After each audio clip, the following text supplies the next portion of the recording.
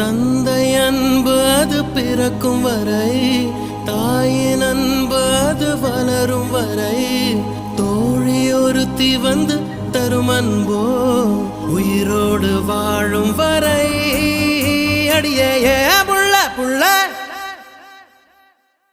காதல் வளர்த்தேன் காதல் வளர்த்தேன், உண்மையில் நானும் புள்ள காதல் வளர்த்தேன் காதல் வளர்த்தேன் காதல் வளர்த்தேன்.